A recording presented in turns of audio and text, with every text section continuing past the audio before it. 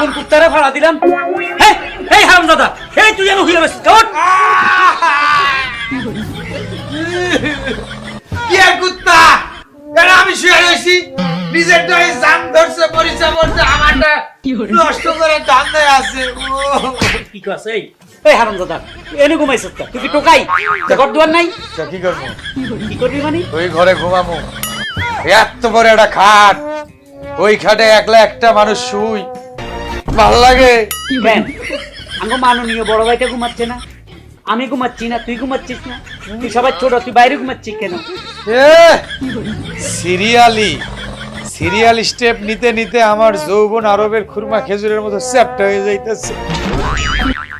দুইটা বুইরা এরা বিয়া করে না, আমি জুয়ানটা একদম হলে জৌলসটা আমার শেষ হয়ে যাইতেছে। একবার ভাবছো?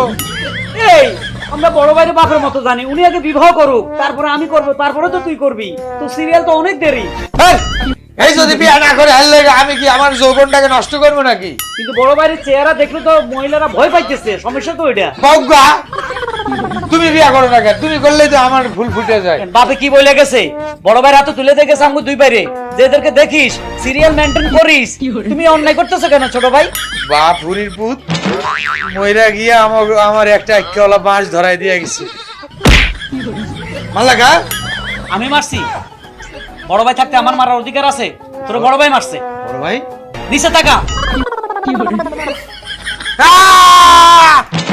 কম না বাপ, এটা একটা কাম করে গেছে, সিরিয়াল মেনটেন করে গেছে।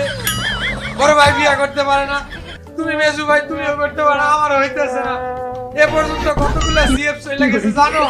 বড় ভাই আর কোনো দোষ নাই, দেখছেন নি মরা বাপের নামে কত বাজে কথা বলে। আরে এত মানুষের জাতেই পড়ে না।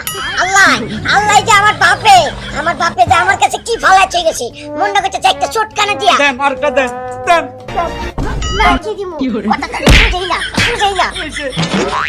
আরে যে হুন, তুই আমার বড় ভাই কষ্টে কি সম্মান আর দিস না, আমার এমনি আঙ্গায় ধরতে হয় নাকি? হ্যাঁ আমি যে 1.5 ফুট। আবার বেশি কথা কইবি না। এই তোর কি সমস্যা কি? তোরা তুই এই সকালবেলা এনে কি শুরু করছিস?